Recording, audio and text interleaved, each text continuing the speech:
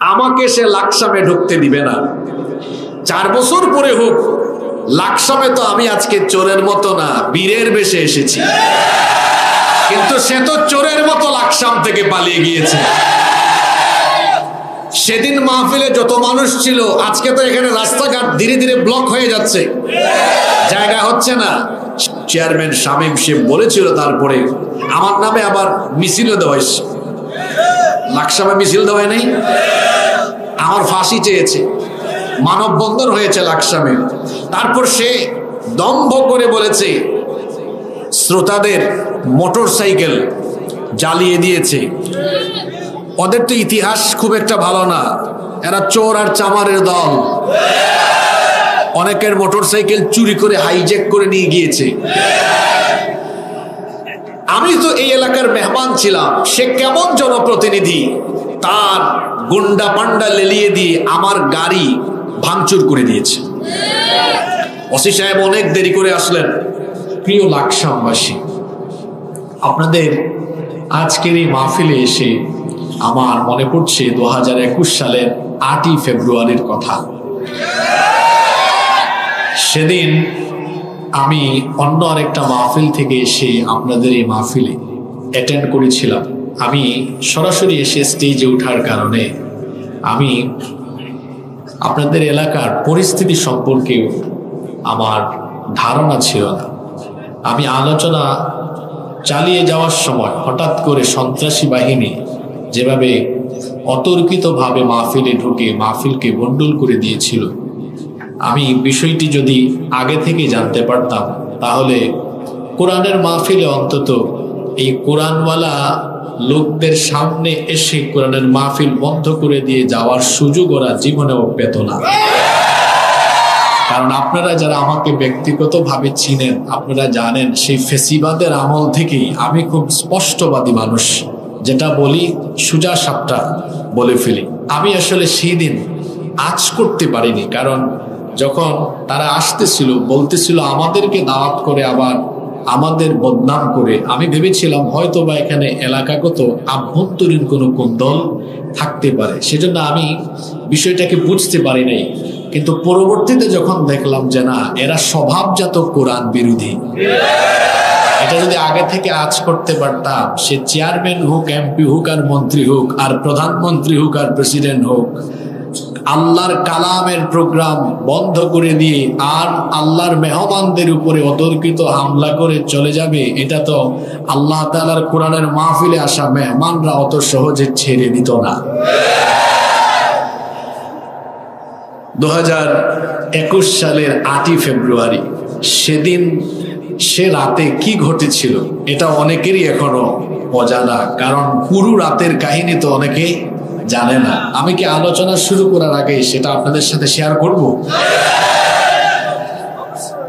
আমাদের সেই আলোচনা তো ইউটিউব চ্যানেলে এখনো আছে। আমরা তো কোরআন হাদিসের বাইরে কোনো কথা বলছিলাম না। আর সেদিন আমরা নবী করিম সাল্লাল্লাহু আলাইহি ওয়াসাল্লামের জীবনী থেকে আলোচনা করছিলাম, শ্রোতারাও আলোচনা শুনছিলেন, কোরআনের আয়াত তেলাওয়াত হচ্ছে, এমন অবস্থায় এসে মাইক বন্ধ করে দিয়েছে। এই মাঠেই আলোচনা হচ্ছিল, মাইক বন্ধ করে দিয়ে তার অধ্যতপূর্ণ বক্তব্যে আমরা হতবাক হয়েছি। সে তার বক্তব্যে কি বলেছিল সেটা আপনাদের অনেকেরই স্মরণ আছে। সে বলেছিল যে আমি গুন্ডা, আমি মাস্তান, আমি সন্ত্রাস থেকে চেয়ারম্যান হয়েছি। তাহলে বোঝা গেল সে যে দলের পরিচয় দিয়েছে এই দলের বীজ ভালো না, এটা সে নিজের মুখেই বলতেছে। তারপরে সে আরো বলছিল যে এই তাহেরির বাড়িকে আমি মরুভূমি বানাবো, এখানে আমি সবজি চাষ করব সকাল 10টায়। বেটা ব্যাককল মনে হয় আসার আগে মনে হয় 1-2 বোতল খাইয়ে আসছে। এটা ব্যাককল জানেও না যে মরুভূমিতে সবজি চাষ করা যায় না, এজন্য তাকে ব্যাককেল বলেছি। তাহেরি সাহেবের বাড়ি এখনো ঠিকই আছে, কিন্তু আমি শুনছি ছাত্ররা নাকি তার বাড়িতে 5 তারিখে কি জানি করেছে। ইতিহাস হলো এমন, আপনি যেটা করবেন সেটা ফিরে আসবে। এই অধ্যত, এই অহংকার কোথায় গেল আজ? তারপর আমি চলে যাওয়ার পরে আমি কিভাবে গেলাম? আমাকে তো তাহেরি সাহেবের বাড়িতে আমাকে ওয়ালিউল্লাহ ভাই তাহেরি সাহেব আমাকে নিয়ে গেলেন। ওখানে যাওয়ার পরেও সেই বাড়ির দরজা জানালায় দেয়ালে এসে তারা এলো পাতারি আঘাত করছিল। আমার সফর সাথে ছিলেন জনাব আলবি ভাই, আমার সাথে আজকেও এসেছেন। তিনি দেখেছেন যে ওদের হাতে দেশীয় অস্ত্রশস্ত্র ছিল। তারা ওই ঘরের ভেতরেও আমাকে হামলা করতে চেয়েছিল। আমি সেই সময় ট্রিপল লাইনে কল করেছি। ট্রিপল লাইনে কল করে লাকসাম থানার ওসি সাহেবের সাথে আমি ওই রুমে বসে কথা বলেছি। ওসি সাহেবকে বললাম, আমি তো আপনারই থানায় এসেছি, এইরকম পরিস্থিতির সম্মুখীন হয়েছি। তখন ওসি সাহেব আমাকে বললেন, কি বলেন? আমি তো কিছুক্ষণ আগে আপনার বক্তব্য লাইভে শুনছিলাম, এখন কি মাহফিল বন্ধ হয়ে এই পরিস্থিতি? আমি বললাম, হ্যাঁ, আমি আপনার কাছে ফোন করেছি যে এই পরিস্থিতি থেকে যেহেতু আপনার থানায় আমি এসেছি, আমাকে একটু সেফলি আপনি এখান থেকে নিয়ে যাওয়ার জন্য চেষ্টা করেন, এই কারণে আমি আপনাকে ফোন করেছি। ওসি সাহেব বললেন, ঠিক আছে, আমি ব্যবস্থা নিচ্ছি। সেদিন পুলিশও আসতে কিন্তু অনেক দেরি করেছে। তারা কি আসতে দেরি করেছে না দেরি করানো হয়েছে এটা আমি আদৌ জানি না, আমি প্রশ্ন রাখছি। এরপরে মাহফিলে আগত শ্রোতারা যখন এখান থেকে বিদায় নিচ্ছিলেন, রাস্তায় তাদের উপরে এলোপাতারি আক্রমণ হয়েছে। অনেককে পুকুরে ফেলে সেখানে তাদেরকে আঘাত করা হয়েছে।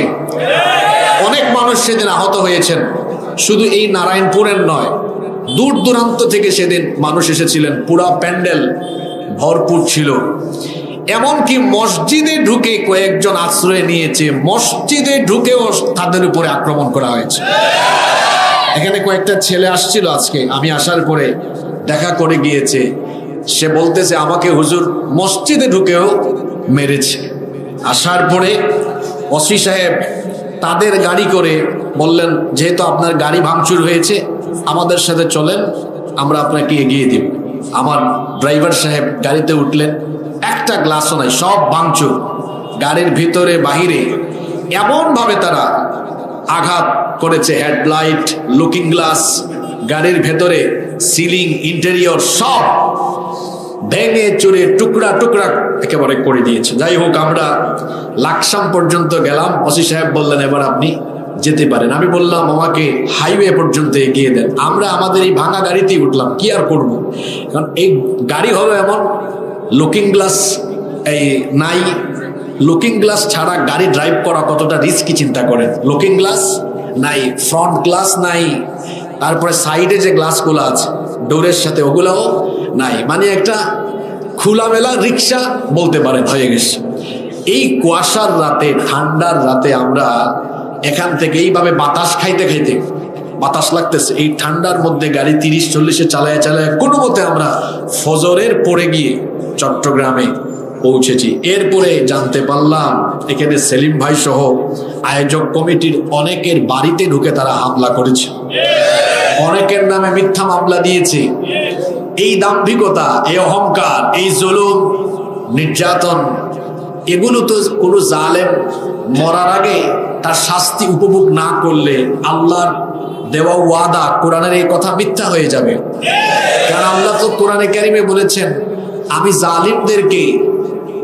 জালিমদেরকে তাদের জুলুমের শাস্তি না দিয়ে কখনো মারি না। সেই দাম্ভিক অহংকারী সেই গুন্ডা, সে যদি আজকে লাইভ দেখে বা শোনে, তো সে যেন দেখে নেয় যে আমরা এখানে এসেছি, আল্লাহর কোরআনের কথা হচ্ছে। আমি শুনলাম তাহেরি সাহেব আমাকে বলেছেন 17 বছর তারা এখানে আল্লাহর কোরআনের মাহফিল করতে দেয় নাই। সেই বছর যুবকরা মিলে মাহফিলের আয়োজন করেছিল, এসে তারা আলোচনা চলাকালীন অবস্থায় বাধা দিয়েছে। কোরআনের মাহফিল চলছে, আল্লাহর কোরআন আছে, থাকবে। তোমরা যারা কোরআনের বিরোধিতা করেছো থাকতে পারো নাই, চোরের মতো তোমরা দেশ থেকে পালিয়ে গিয়েছো। আজকে তোমাদের পক্ষে দাঁড়ানোর মতো একজন মানুষও দেখা যাবে।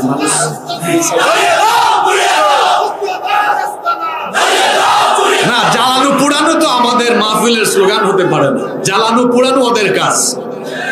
জ্বালানো পুরানো কার কাজ? ওদের কাজ।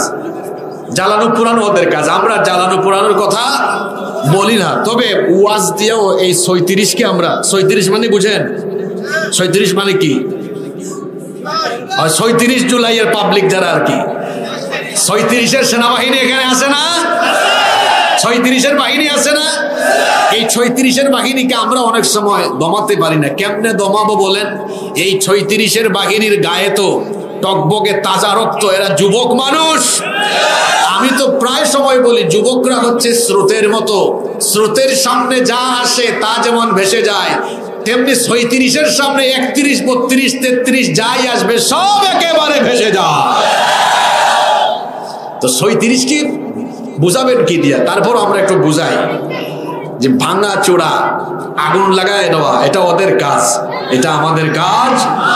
ওরা যেটা করেছে সেটার শাস্তি তারা পাবে, কারণ আল্লাহ তাআলার ওয়াদা এটা, কোনো জালেমকে তারা ছাড় দেন নাই। আপনারা দেখুন, এখানেও হয়তো শত শত মানুষ আছেন যারা মজলুম ছিলেন, জেলে গিয়েছেন, এত জুলুম নির্যাতন সহ্য করেছেন, অনেকে বাড়ি ঘরে আসতে পারেন নাই, আপনজনের জানাজায় আসতে পারেন নাই। এত জুলুম নির্যাতন সহ্য করার পরেও তো কেউ দেশ থেকে পালিয়ে যায় নাই, সবাই দেশে ছিল, কারণ এরা সত্যিকারের দেশপ্রেমিক। দেশপ্রেমিকরা দেশ থেকে পালায় না, বরং দেশদ্রোহী। আর ক্ষমতার জন্য যারা নিজের দেশকে অন্যের হাতে তুলে দেয়, ক্ষমতার জন্য যারা অন্য দেশের তাবেদার হয়, অন্য দেশের পা চাটা গোলাম হয়, সেই ভারতীয় তাবেদার, ভারতের পা চাটা গোলামেরা পালিয়ে ভারতে চলে গিয়েছে। কথায় কথায় তারা আমাদেরকে বলতো, আমরা যারা কোরআনের কথা বলি আমাদেরকে কথায় কথায় রাজাকার বানিয়ে দিত, পাকিস্তানি রাজাকার বানিয়ে দিত। অথচ আমার তো পাসপোর্ট আছে, আপনাদেরও অনেকের পাসপোর্ট আছে, আমাদের পাসপোর্টটা একটু চেক করে দেখেন তো কোনোদিন পাকিস্তানে আমরা যাওয়া আসা করেছি কিনা। আমাদেরকে যারা পাকিস্তানি রাজাকার বলে ওদের পাসপোর্ট চেক করে দেখেন ভারতে কয়বার যাওয়া আসা করে। আমাদেরকে যারা পাকিস্তানি রাজাকার বলে ওরা হলো ভারতীয় রাজাকার। আর আমরা যে রাজাকার নই, আমরা যে দেশপ্রেমিক, এটার প্রমাণ আছে। আমরা কখনো দেশকে পাকিস্তানের হাতে বা কোনো দেশের হাতে তুলে দেই নাই। আমরা দেশপ্রেমিক হিসাবে এই দেশের স্বাধীনতা, সার্বভৌমত্ব রক্ষায় জীবন বাজি রেখে কথা বলি, কাজ করি।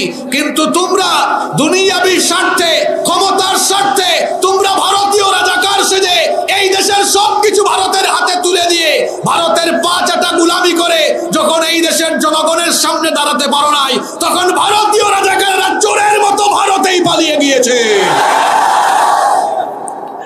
সম্মানিত ভাইয়েরা, আজকে স্লোগান দিবেন না, আমাকে কথা বলতে দিবেন, কারণ আজকে তো আমার অসমাপ্ত আলোচনা সমাপ্ত করতে অনেক কাজ বাকি। বলেছিলাম মাহফিলটা ঈদের পরে করেন, আল্লাহ হায়াতে বাঁচালে তখন রাতে আসবো, কিন্তু না, এই কমিটি বড় নাছর বান্দা।